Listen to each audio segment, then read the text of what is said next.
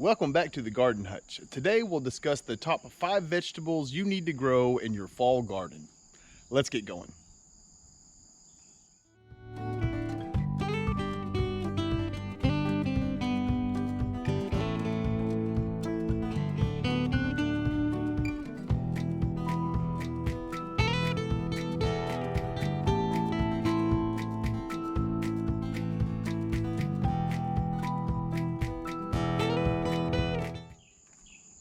Fall gardens are a great idea for any of you gardeners out there, especially if you have raised beds. Raised beds just make the whole process of turning your vegetables over easier.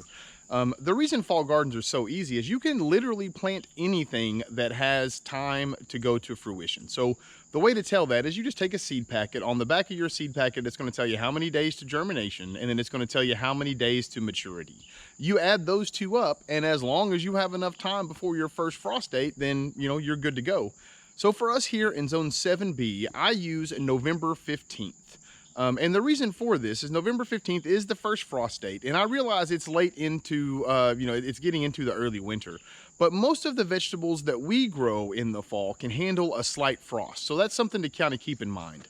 There are several benefits, of course, to growing a fall garden. One of those is you get to eat fresh food way longer, right? So many of these things that we're going to talk about today, they'll grow right up until your first frost.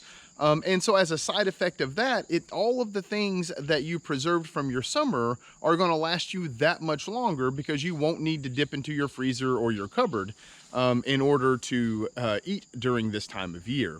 Another thing that is really good about fall gardening is it attracts more of the plant life into your yard during this time of year. And during the fall, insects, beneficial insects, that sort of stuff, when they go to overwinter, hopefully they'll overwinter around your area. So when the spring comes, they're going to be right there when and where you need them. The first of the 5 vegetables I'd like to discuss today for fall gardening are turnips. Now, turnips, they take about 55 to 60 days from the time you put them in the ground to where you can pull the turnip root up and eat it. What we like to do, the way we like to plant ours, is we plant them kind of dense. And the reason for that is we love turnip greens and salads. So as they start coming up, like I said, they don't take long. It'll be, somewhere between 3 days and a week, somewhere like that. And you'll go out and you'll already have turnips up. About 2 to 3 weeks after they come up, what you want to do is go through and thin them out, and they'll be small, just a couple inches. You can toss those into your salad if you have some greens, or you can just give them to your chickens, whichever one you prefer to do. As time goes on, those greens are going to get much bigger, and you're going to need to thin them out to where each turnip plant has about 3 inches on either side of it. So what you want to do is you just want to thin them, give them enough room. As they grow, thin them out once again. And each time that you progressively do this, the greens that you're pulling are going to be bigger and bigger. So the first ones will be small salad greens, and then you'll get into nice leafy greens. And then towards the end of the cycle, you'll actually be able to cook the greens or eat them in a salad, however you prefer. So at the end of that 55 to 60 days, you're going to end up with nice sized turnips that are about 3.5 to 4 inches in diameter. If you pull them before the first freeze, they're going to be nice and sweet. If you like yours to have a little bit more spice to them, you can let the freeze hit them and then pull them. The reason we enjoy turnips, another reason is you're going to see a lot of things on this list to where they are multifaceted, right? Where you can eat the greens and then you can eat the root or the tuber or some such as it goes along. So again, the first thing we wanted to talk about are turnips. The second vegetable on our fall garden list are beets. We love beets. If you watch this channel, you know we talk about beets all the time. So beets are going to take from 50 to 80 days to go from seed to where you get a nice beet root. We plant our beets almost exactly the same way that we do our turnips because we love the beet greens. So once again, we're talking about another vegetable that has a duality to it to where you can eat the greens and you can eat the actual root itself. The way we like to do it is we go through progressively thin it out, we eat those greens. Once we start getting to the point to where we actually get the root of the beet, the way we like to eat ours is we'll eat them raw in salads. We also like to roast them and put them on salads as a side dish, any way that you want to do those.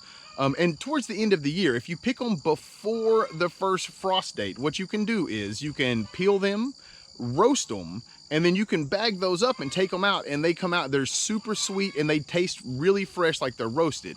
The problem with that is you'll need to eat them cold on a salad or something. If you try to eat them, to heat them up, I'm sorry, they end up getting a little mushy and they don't have that nice bite to them that I enjoy from a beet.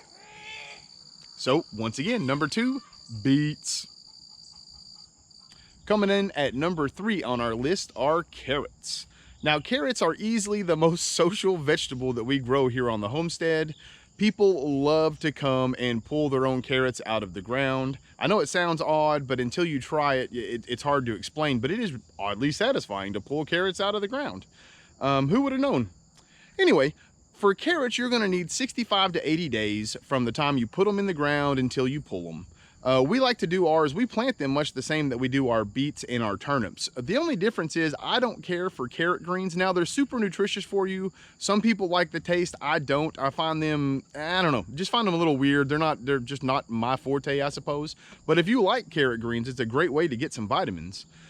We do it, as far as how we do it in relation to the beets and the turnips is, wait till they get about 2 to 3 inches tall. The first round we go through, thin them out to 1 inch. We'll wait till they get 12 inches, and then we'll go through and give them their 3-inch space that they're gonna need to go into the nice big carrots. The thing about carrots is you can wait until your first frost. Now, carrots can take a slight frost, okay? Most of the vegetables on this list, a slight frost isn't gonna bother them one way or the other. Carrots, you'll need to wait until after the first hard freeze. Now, once that happens, you can go out and just pull all your carrots up. What you'll need to do is take the greens off the top. You will take all the skin off of them, slice them up however you like to eat them, chunks, diced, slices, whatever.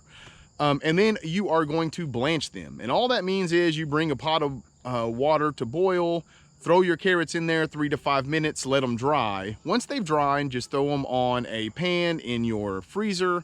Once they're frozen, make sure you break up the individual pieces. You can store them in one large bag and just take out the amount that you need. So that way you don't have to worry about how much you need for a soup or a stew, or even if you want them as a side dish throughout the wintertime. This year we plan on growing quite a few of them because we have requests of them for the holidays. So we plan on growing a few extra, freezing those, and then cooking them for Thanksgiving and Christmas when we meet up with the family. Number 4 is lettuce. Lettuce is a perfect addition to any fall garden. It accentuates everything that we've talked about. You know, of course, as it comes in, you can add it in with any of your beets or your radishes. It also goes well with the greens from any of those other vegetables. So lettuce is an overall great thing to grow in a fall garden. A few things to note about lettuce, however. Lettuce is one of those things that we actually start in the greenhouse. It's the only thing that we don't direct sow on this list. And the reason for that is lettuce can be a bit temperamental whenever it first comes up. So you don't want to be working around it, thinning it out. If it doesn't get enough sun, it can wilt and die off. If it gets too much sun, it can go to seed. So all of those things we want to avoid. And to do that, we just utilize our greenhouse. We'll start them probably the first weekend of September. We don't want to get them in the ground until much later into the fall. And lettuce is, like I said, really temperature prone. If it gets too hot, it'll go to seed. If it gets too cold in its early stages, then it just won't grow very well. You know, it'll be kind of stunted. You'll still be able to eat it, but just not the way you want to. So I highly recommend starting your lettuce, you know, the first weekend of September or so. And that way you can put it in the ground towards the end of September. And here in Zone 7B, towards the end of September, the days are short enough to, even if we do happen to have one of those odd days where it gets, you know, triple digits or 95 or whatever, it's not going to be hot long enough to trigger that seed reaction from the lettuce. So lettuce you really can't store a whole lot, and it can take a slight freeze, but the first hard freeze will kill it off. I'm sorry, it'll take a slight frost, but any freeze will kill it off. So there's kind of a short window there. That's another reason why it's great to go ahead and start your lettuce in the greenhouse. The 5th and final vegetable on our fall garden list are radishes. We love radishes. If you watched any of our videos from the spring, you know we grew a bunch of them and we ate all of them. We grow our radishes almost like everything else on this list minus the lettuce, right? Like we plant it, when you plant it, it's going to be a little denser just to make sure all of the seeds come up. What you do when it gets 2 inches tall or so, go through, give it some space. When it gets about, when they get about 12 inches tall, go through, give it a little bit more space. Now, radishes you do not want to plant until almost the end of September, because radishes, they only take somewhere between 25 and 40 days to come to maturity, to where the root is nice and ready to eat. And a lot of times people like to let their radishes sit through the first couple frosts, not a freeze, but they'll last through the frost. And if you can get them a couple nice frosts, they'll be nice and spicy if you like your radishes that way. If you like them nice and sweet, just pull them before your first frost and eat them that way. Radishes also have the same duality of many of the vegetables that we've been talking about. You can eat the tops and the bottoms. We don't cook our radish tops, but I've heard that you can if you like to. I just prefer mine raw with the other greens that will be growing in the fall.